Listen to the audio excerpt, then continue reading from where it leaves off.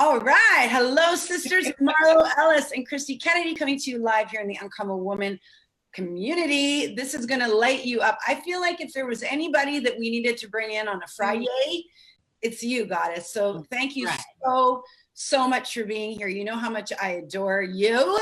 I love you. How you doing? How you doing? Honey, I'm excited that it is Friday because, as you know, we have been working. I'm ready for the beach. I am honestly ready for the beach. It has been, just before we went live, I said to Kristie, the world felt really different a week and a half ago. I mean, yes, like absolutely. What? Talk about turned upside down. What the actual, you know? The bleep, bleep, bleep. So I just want everybody to first acknowledge Kristie here on this call with us. I want to make sure I can see everybody. I want to make sure we're nice and crystal clear because you guys are about to get lit. And the thing I love about this goddess is that, and I mean, I go to your Instagram stories all the time and I watch all your little videos and they're just like injections of greatness. And you guys have to follow Kristie on Instagram and you have to watch these incredible videos that she does every morning. She like has music and she's got her funky glasses on and she drops the mic and she injects you with so much love. And I always leave like, but I need it. So much love. I so wanted to bring you in and have this vital conversation with you about how to start conversations. You have been in this tribe for a few years now, and I don't even know that people know that you're here. You have this beautiful way of like coming in and being supportive, but you've got so much going on. Like you have your own healing spiritual practice that you're fully involved in. Yes. Yes. So I love the fact that we're bringing you in this time of healing, Kristie, in this time of, we need help, sister. We need help. We need guidance. We need each other. We need to be educated. And I was like, this is such a good opportunity for you to come in and to really show up in this tribe in the way that I know that you can show up and really help us understand, you know, where we go now. How do we start having these conversations? How do we actually start loving on each other and knowing each other? Yeah. Small acts create big impact. That's what I've been focused on lately, because as you know, the issues are enormous. And a lot of times we become paralyzed because of the complexity of it. But I focus on simplicity, Marlo. And I just want to honor you in the work that you do, the spaces that you create for women to be able to heal, to be able to evolve and transform. Because as you mentioned earlier in our pre-conversation, this is the Lightworkers Olympics. Based on Daniel report. And I'm telling you, it's the absolute truth. And so we need to be grounded more than ever, resolute more than ever, focused more than ever, open more than ever, ready, willing, and able more than ever. Yes, absolutely. So, you know, I had asked you if you'd come in and like jack the ladies up a little bit. Can you like get us in the mood for this conversation? Can you drop some truth for us as we get started? Let's get it started. And when you said the injection, my friend girl said that. She said, you are my B12 injection. And I believe in energizing anybody that comes into my space, because we do need each other. So ladies, I just want you to just get in your seat, and I want you to put the seatbelt on, because we're about to go on a ride where there are no limits. There are no limits to what you can achieve. There are no limits to what you can be in this space. We are 30,000 feet in the air. And if you would just look outside of the window, because I know you have your window seat, I'll take the aisle, but you look outside that window and I want you to count every single cloud that you see. Baby girl, there is nothing that you cannot have, you cannot possess when you believe. And that's why you have to have a bodacious belief. You have to be audacious in this hour, because somebody's waiting to hear your voice. Somebody's waiting for you to show up and show out and show them what life is all about. That even in the midst of hard times, even in the midst of difficulties, we can still shine. Just like the diamond in the darkest night, there is nothing too difficult for us to achieve, especially when goddesses and queens unite as one, ready, willing, and able, and determined to do what no one else is willing to do. Oh, yes. Let's go. And you know, I love that, because we are 30,000 feet up. Like we are right now looking at the possibility, Kristie. We're looking at the absolute possibility of change right now. Yeah. And so many people are saying, I don't know what to do. I'm just one, I don't know what to say. I don't know how to start. I don't know how to do this. And I'm thinking to myself, yeah, see, here's the thing is you're thinking too much. We got to get out of our head. We got to get into our heart.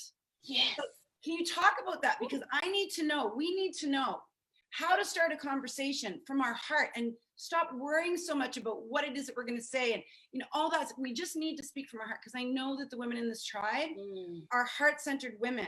Yeah. So how do we start having that conversation? I know when this all first started, I didn't know what to say. I didn't know what to say. I was so afraid. So can you talk to me about fear a little bit, maybe? Like, how do we get out of fear? Most definitely. And I'm going to give you a simple formula to even follow. One, it starts with the start, Marlo. This is something, my own affirmation. It starts with the start. Most people stop at what? Start. Like you said, you're in your head. And especially if you're introverted, you're very, reflective. You want to go inside. And most of us heart-centered people, we are very contemplative. We are always thinking about what we're thinking about. Right. And hence, in order to overcome that, we have to act. ACT. The first A. Acknowledge the pain. So we want to start a simple conversation. We want to acknowledge the pain. Because I think about it when I'm in my dark place, I'm hurting. If I've experienced something traumatic, I'm in pain. I don't need your logic and I don't need you to give me 20 steps to success at that moment. It's irrelevant. I just need the pain to be what eased. Wow. So let me acknowledge, Marlo, I see you in pain. And this can work for anybody. I see you hurting. I saw on your last Facebook post and you just weren't yourself. That's being aware of what's even going on. So I'm acknowledging that I'm aware you're in pain and I just want to bring that to light. That's the A. Simple act. It's so easy. We're so good at that. Why? Yeah, so easy and so actionable, right? Okay. I'm going to be different from everyone else because most of us as humans, we can get caught up in our own world. But what I'm going to say, I'm going to be that uncommon woman. I'm going to be extraordinary. I'm going to be the woman that's compassionate and live outside of myself. I'm going to recognize and notice what other people aren't noticing. Thank you. Yes. So I acknowledge the pain. And then love it. C, I want to create a safe space. And you do this so beautifully. I've learned so much from you, just watching from afar on creating these safe spaces for women that have been broken from all different walks of life, that they can come in and share their truth. So let's create a safe space for that woman, whether she's African-American, Filipino, Indian, wherever, she's a woman. You're a woman. We can identify with each other. We know what women go through. Right. We go through a lot. We overcome a lot. We are juggling a lot. So in my mind, how could we not empathize? Let's create a safe space where she will not be judged, where she can open up and be honest about what she's dealing with. And then T, it says ACT. T, tell me what you need. Because a lot of times when we come into a conversation with a woman who's hurting, woman in need, depleted, overwhelmed, stressed out, you name it, we want to tell her everything we think she needs to hear. But tell me what you need. Where the focus is now, I'm the listener. I'm going to be your caregiver because I talk to women, especially who have the superwoman syndrome. They don't want to take off that cape. They know how to serve others, but can they receive? And I've been there. Right. It was difficult for me to learn how to receive. So you tell me what you need, Marlo, because I know you got it going on. You repping for all the super women everywhere, but I know you need a soft place to land too. Tell me what you need. Let's talk about it. That's beautiful. I love that so much. So simple. Simple. Like, and this is so powerful, like simple, but powerful. Less is more right now. We need to just, we don't have to have the answers. And I think part of, the superwoman syndrome is like, because I have a voice, I have to come in and have the answers. Because I have a tribe, I need to know. Because I'm a coach, I need to do this. Because how about we just step in and say, I'm just going to acknowledge how you feel. I'm going to create a container for you to share and to feel. And I'm going to take myself out of this for a minute. I'm going to take my feelings and how this affected my white privilege out of this for a minute. And I'm just going to create a space for me to say to you, tell me how you feel. Because you know how I feel. You know that I feel shameful and guilty and confused and don't know what to say. I have no idea how you feel. So Kristie, I want to know, how do you feel in all this? How are you feeling? How are you and your husband? You're married to a Black man. You're a Black woman. You're living in the United States. You know, the work that you do, you're cracked wide open 24/7, 365. How are you? I want to provide this space for you. Tell us. That's so beautiful. And you made me think about when we were even on our conversation prior to this, discussing even doing this. And I thought about something you said. If you're angry, you even have a right to feel angry. I would understand that. And I've gone through a whole gamut of emotions. When I first saw the video of George Floyd, it unraveled me. Now, as a Black woman, we have come up in this area where this is normal. This is what we see. And so to a certain degree, we numb ourselves so that we can function in society, because this is commonplace. But this one here, and even I talked to another African-American male, and he said this was different. You know, just the length of time, it was just so deliberate, and you can't put words to it. No. And I cried for 2 days. I mean, it's been 2 weeks now, so I'm definitely in a better headspace. But I knew that I had to be strong, one, because I'm serving so many clients who are dealing with their own anxiety and stress levels as a cognitive behavioral coach. But I was unraveling, and I just had to feel what I needed to feel. And then I'm upset because what are the solutions? How do we fix this? You know, we can't fix this in a day. No. And then you see the protests, and now it's been a week and a half, and the anger and the outrage just continues. And it's like this volcano has erupted everywhere. And all of my clients are low. So I ended up changing my whole diet just so I could stay up above the heaviness. Wow. That's amazing. So what have you done in your diet? Like, what did you change? I'm curious what you've done to. Yeah, I took out all of my comfort foods, Marlo. I am on fruits, vegetables, water, nuts right now.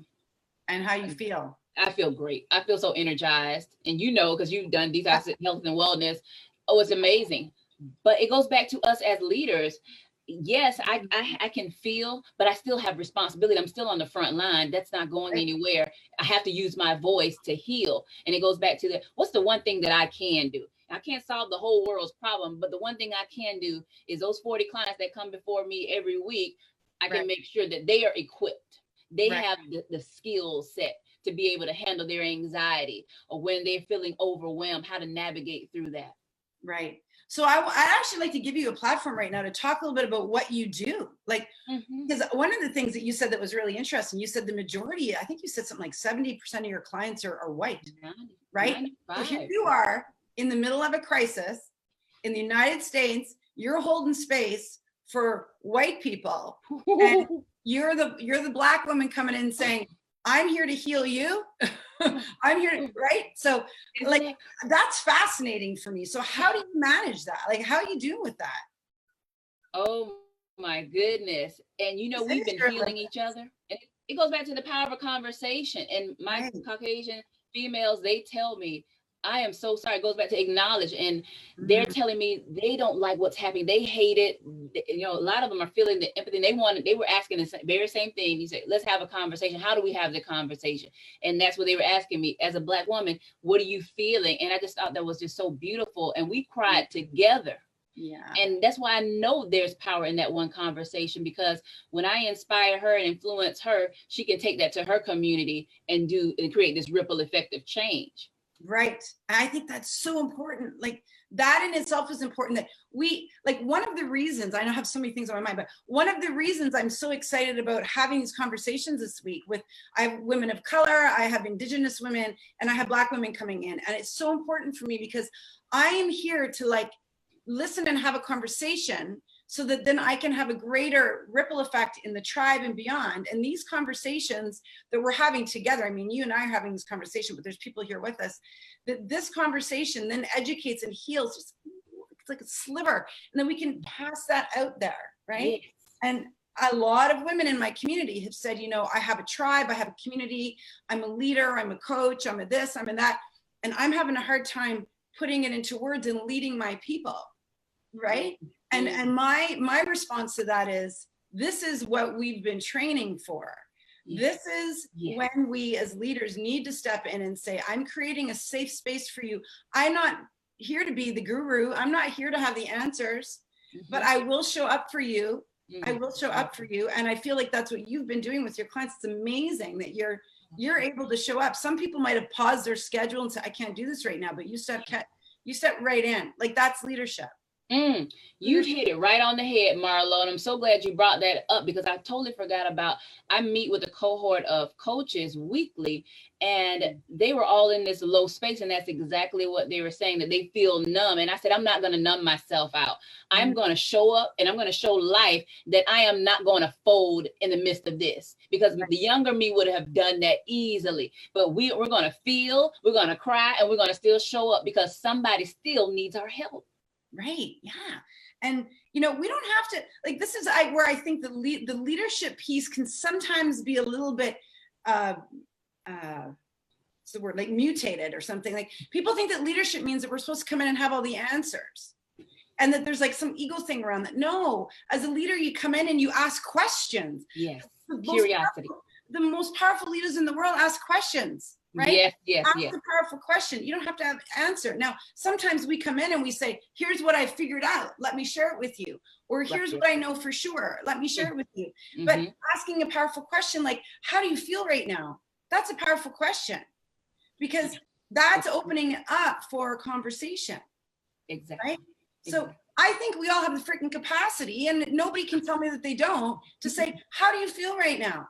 Like, you run into somebody, if we run into somebody who is struggling, or if we run into somebody who is a Black man or a Black woman or an Indigenous, us saying to them, how do you feel right now? Like, if that puts us in a suffering state, then we got work to do. Because come on. Yeah. And love is risk. It's spelled R-I-S-K. You got to be willing to risk something. When you talk about love, I had to risk being hurt to love again. Marrying my husband, because I was afraid. Like, you're talking about that fear. Fear is real. Fear will rob you of so many beautiful things that life has to offer you. Right. And my husband, I remember when we were dating, he said, what are you afraid of? And I said, I'm afraid of being hurt. And that's what's keeping so many people from having this conversation, Marlo. I'm afraid of the rejection. Right. But listen, every single shot that you take with a basketball, there is an opportunity to miss it. There's an opportunity to get it in, but there is an opportunity to miss it. And so many focus on, I'm going to miss it, so I would not even take this shot in the first place. But love is spelled risk. So I'm willing to take the shots. I'm willing to be misunderstood, misinterpreted, misjudged, that I could reach one. Right. Yeah, exactly. It was amazing. I saw a woman today who's from my community who has a community of moms, and she obviously went on social media and she said something, and she, said it wrong. Like, here's the thing. You're going to take a risk stepping out forward right now, because you can use one word that upsets people, and we're in a pressure cooker. People are sensitive. They're feeling all the feels, and they're listening to everything that you're saying. Some people are looking for people to say things wrong, and other people are looking for like the general message. And she came back in later and she said, I screwed up. I said something. I didn't realize that in my being thoughtful, that I was still coming from white privilege, and I needed to step back and be educated. I'm coming back in to correct myself. And I thought, there's somebody who took a risk, who got beaten down by somebody. I didn't see the original, whatever she did, but didn't matter. For me, what was most important was that she came in and said, here I am showing up again. Because when you admit that you screwed up and that you're coming back in to try again, you're opening yourself up for more fire. Right? Some people would just retreat, and she came back in and said, I'm going to try again. Courageous leadership. That's it right there. That is. And it's all she's doing is speaking. All we have to do is speak. I did a call last night with one of my groups, and I said, your responsibility right now, everybody on the call is a white privileged woman. Every single one. I said, your responsibility right now and mine is to get out there and start speaking. Like, I don't know what else. Like, I watched a really great video this afternoon on Instagram, and it was a Black woman. Amy Porterfield put her video up on her feed, and she was saying, here are some things that you can do. Right. And one of them was speak. And she's like, but don't just speak to your friends, speak to your kids, speak to your parents, speak to the people who give you lots of pushback about racism and about this kind of a thing that you've maybe like avoided? You know, Uncle Bob, who says the inappropriate things at every Sunday dinner. Face him. Oh, that's good. Right? Face him. You know, and him being like the bigger picture, really. Give me some insight into, like, for example, your husband's a Black man. How's he feeling right now? Can you talk a little on his, you know? Yes. My husband is definitely not the average Black man. I'm gonna tell you right now, he doesn't even think like the average Black man, but he still gets angry at what he sees. And I believe he separates himself, he distances himself to a certain degree because of those strong emotions that arise from what's taking place. And it goes back to what I was mentioning earlier, how we live in this and how we normalize it to a degree so it doesn't consume us. That chaos can consume some of the best minds. And so, but he definitely is not in agreement, of course. There are so many that I've talked to that have wept, and they've been angry about what's taking place. And they're in the forefront of the whole political movement. And I admire the courage that it takes for African-American men, one, to get up every single day, because my husband has experienced racism, you know, in the workplace. Right. And so hence working for himself now. But if oftentimes for us, if we don't create our own economy, we don't get to advance the promotion, all those different things we'll never experience. And we have to be creative and have to think outside of the box. Right. I love that. Create your own economy. I feel like, you know, we should all be doing that to a degree. I mean, that's a whole other conversation, but, you know, being self-sufficient and taking care of ourselves so that, you know, when other people come in to try to oppress, that we have something to lean back on, no matter man, woman, you know, no matter what the story is. Right. Yeah. But I think that that's just beautiful that, you know, you guys are taking care of that. So if there was anything that you could say to this community of women in this time, you know, women who, a lot of the women here want to take action, they want to speak, they want to have conversations, they're afraid that they're going to say the wrong thing and they don't have the wide shoulders to like take the hits, you know. What would you say to somebody like that about just contributing? One of my favorite quotes is, use your voice even if it shakes. And because that's what we're talking about, this fear of using your voice. I've been there where I was muted for many years. I was afraid to use my voice. And I remember I'm in my senior year in college, and the professor asked a question, and I, for the first time, opened my mouth. I would always sit in the back of the class. I was invisible. I was the wallflower, you know, poster child for it. But I would sit in the back of the classroom and I answered, Marlo. I was so wrong. The answer was wrong, wronger than wrong. But I began to weep in the back of the classroom, and no one knew what was going on. But there was a transformation that was taking place. I was getting free from my own prison that I locked myself up in, and I had the key all along, and it's called courage. So use your courageous spirit, your most courageous self, and step out, because somebody does need to hear your voice. It could be life-changing. The things that we consider insignificant is massive to somebody else, because somebody else may be afraid to use their voice, and then they see you stepping out so courageously and audaciously and authentically, and they're inspired to be another, you know, fire starter as well. So in this time, use your voice. Even if your knees knock and your throat gets dry, use your voice. You were given it for a reason. And that's a privilege. That's an honor. And it could change somebody's whole destiny. Absolutely. Oh my gosh. I love that you said that, because I love what you said. I've never heard anybody say that before. Even if you think it is insignificant, it will change somebody else's life. I say this to the women in my programs every freaking day. You have no idea, you know, you'll love this quote. Be the Bible.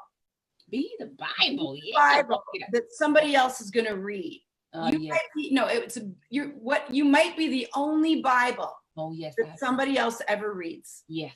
Oh my gosh, that speaks to me on such a deep level, because that means that somebody out there depends on you for you to support them and use whatever you have left to fill up their empty cup.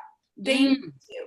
And if we don't show up, if we don't open our pages and say, here I am, here's what I have to say, then we're leaving other people, other humans that we love out there hanging. And it could be somebody in our circle, right? It could be somebody real close to us. We don't have to feel like we're going to reach the masses. You know, we don't have to all stand on large stages and change the world. Just be the book for somebody else to read. It's that simple. Be the book for someone else to read. Right? Yeah. And the embodiment of it. Yes. I'm demonstrating. Yeah. I'm doing it afraid. I'm showing you what it looks like. I'm showing you how to show up, and I don't have all the answers. I'm showing you how to show up through the fear. I'm showing you how to show up after you mess up. Like the leader you saw who came back. Mess up, show up. Show up, mess up, show up. That's it right there. Rinse and repeat. That's life. That's life. We figured it out. That's the new Bible right there. Mess up, show up, mess up, show up. Right? Mess up, show up, mess up, show up, go up, glow up. You know, I was talking to a really dear friend of mine who's like a spiritual healer the other day, and he's a white Caucasian, and he has a lot of clients who are Black because he lives in a community where there's a real diverse community here in Canada. And somebody came to him, this was pre-George Floyd. Okay. But his job, and this is such a good example of, you know, people, there are good people out there doing this. There are people who are out there doing this prior to this, you know? And he said, she came to me because her son had been murdered. And my friend said, I need you to know at the outset that I'm a white, because they're on the phone, I'm a white Anglo-Saxon man, the same person who murdered his son, right? Same white Anglo-Saxon. He said, so I want you to know that about me coming into this conversation, but that I will hold you and see you and honor everything about your story and just hold the space for you. And you know what she said? No white man has ever said that to me. Whew. What? Wow. And this is a woman whose child was murdered. And that's the first white man who she's ever come in contact with who has said that. So what is everybody else saying to her or not saying to her? And you know, so he's out there doing this work, but it gives you a little tiny glimpse of the reality, right? So just by him strictly saying, I'm going to hold space for you. He was act, right? That's what I'm thinking in my head. How simple, but profound. That's all he did was say, I'm here for you. I'm going to hold space for your story and for you and your particular unique experience. It's different than mine. I'm not going to judge it. I'm not going to try to analyze it. I'm not going to try to say, I'm sorry. Like he just like holding space is just holding space for somebody and saying, I'm going to be here. My hand's going to be on the small of your back. And I'm just going to be here. I'm just going to hold you and I'm just going to let you talk. I'm going to shut my mouth. Oh, right there. And I'm going to let you talk. I'm going to shut my mouth. Because sometimes we just need to let other people talk and not have an opinion or even an, I'm sorry that happened, or me too, or I like just, you know? Sister. So this is good. This is good. This is good because I feel like you dialed in this one message that is ask people how they feel. I'm gonna acknowledge. Be aware, acknowledge what it is that they're feeling, and then give them the space to talk about it. The space. Right? Tell me what you need. Let's talk about it. Let's talk about it. So for anybody, like you guys write that freaking down. Write it down. Okay. And then you can go on a Facebook Live, you can go on an Instagram, and you can just say, hey, I just want to bring awareness to what's going on. I just want to acknowledge all my brothers and sisters out there who are hurting. And I'm going to create a space here in my community that you can come in and share or ask me a question, whatever it is. Yeah. And then what was T again? And then tell me how you feel. Tell me how you feel. Yeah, let's talk about it. And what you're saying is when we have these conversations, Marlo, we open up the space, then we can strengthen our bonds. We get to understand each other a little better. We get to create a beautiful place for all of us to coexist in. We can navigate through this together. We can. I believe it to the core of my being. You know, a lot of people have said to me, oh, it's going to take, it is. But just because it's going to take longer than we're going to probably be around doesn't mean that we don't have some role in that. Yes. Like, just because it might take 100 years or more, this is the reality for this kind of stuff to stop. That doesn't mean that right now we can't be 100% active in it. That's it. You know? That's it. Because someone's coming behind us. And you think about it, somebody's creating a ripple effect of negativity, and there's somebody that's creating a ripple effect of positivity. Which side are you going to be on? Right. You got to choose your side. And that takes deliberate intention. I know for me, I want to be on the side where I'm creating the healing, the hope, the things that I can do. I'm going to use my voice for good to create this transformation, the change that we want to see. What do you want to see? I want to see wholeness, especially in my own community, because we first have to heal from all the trauma that we've experienced. So we would be in a position to even receive from you. If you were to come to us, we need to be in a place where we can be open enough and honest enough and beyond the pain so we can have the dialogue. So wholeness and healing, first and foremost, from everything that we've experienced. And that's going to take time.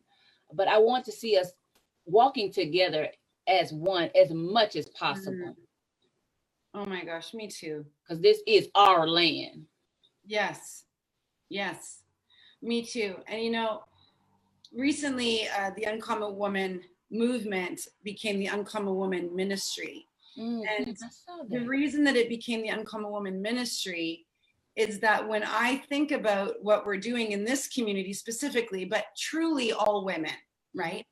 And it's because I feel so strongly that women are the healers at this point. I feel like we need to be out there. Not saying that there aren't incredible men, because there are, and I've been watching them, but the women haven't been stepping forward in the capacity that they could be stepping forward and doing the magic, creating magic out there. And so I wanted to turn it into a ministry, because truly when I close my eyes, Kristie, it's all of us in one line, all of us in one line, shoulder to shoulder, you know? And a movement to me is more like a group where there's a front and a back, and a ministry is like where everybody's on the front lines and everybody's ministering, you know? You think about ministries of whatever, you know, whatever faith, or they go knocking on doors and they're like, here's what we're going to say. And they're unapologetic about it. And somebody doesn't answer that door. You know what? They come back to your door and you slam the door on their face, and they stand there and they put stuff in your mailbox. That's ministry. It's an unapologetic commitment to your belief system in such a way that there's no break in that. There's no break in that. It's unwavering belief. Yes. Steadfast, unmovable, always abounding in the word. Yep. That's what it is. Cannot and so when you say us together, that's truly how I see it. A big line, you know, it's like an infinite line of people shoulder to shoulder. We can't be like front and back anymore. You know, we can all lead from the front. We can be leading each other. We can all lead from the front, right there. No. And that unbreakable bond. Yeah. You touch her, you're touching me. Right. We're fused together in love, you know? It's just I love that. What it is. Together in love. That's all it is, sister. Beautifully stated. I want to thank you. Thank you for coming in. So first of all, you guys, I don't even think I gave her a proper introduction, because we just kind of dove in. Because we're uncommon. We don't do things like everybody else. But I want you to follow Kristie Kennedy on Instagram, because she does these incredibly powerful little nuggets. Like, I think it's pretty much daily, where you go on and you knock it out of the park and you inspire people. And I know that you know, it's just like it's so powerful. Well, honey, you know, we're working. I don't have all that time to be talking on video. Well, yeah, right. But you know what you say, you're the perfect example of like, say what you got to say and then get out of there. Get in and get out. That's my motto. Rapid results, baby. It don't take a long time to change. It really doesn't. No, exactly. So, you know, it's just beautiful. So where can people find you? Like, just kind of make sure that I want to make sure that everybody has access to you. Yes, on Instagram at Kristie Y Kennedy, Kristie Kennedy, Kristie Y in the middle. I'm always asking why. What? And Facebook, Kristie Y. Kennedy. That's my business page, Kristie Y. Kennedy. And if you want Queenfidence, which is my company, at Queenfidence Image on Facebook, and Instagram is at Queenfidence Image Consulting. Oh, I don't know if I'm on the second one, the Queenfidence. I don't know. There's more? It's just condensed. Hello. Thank you guys so much. I love you. You really, truly are the queen of confidence and light and goodness and just real deal. Like just so refreshing and so beautiful. I'm so blessed. I've had incredible women on this week. You know, we had Shirley Evans here on Wednesday, and she gave such a beautiful message. Where are you coming from, by the way? Where are you in the States? Because Tallahassee, Florida, the capital. Okay, Tallahassee, Florida. So you guys right in the middle of everything that's going on, feeling all the feels and still showing up. Yeah. If you can show up, if Shirley can show up, Shirley's in Philadelphia. Okay. You know, like if you guys can show up, we can show up. So I just want to thank you so much for being here. You guys send her a whole bunch of love before we go. I love you, sister. I love you. Thank you so much for being here. Until next time, guys, take care of your hearts. Woo!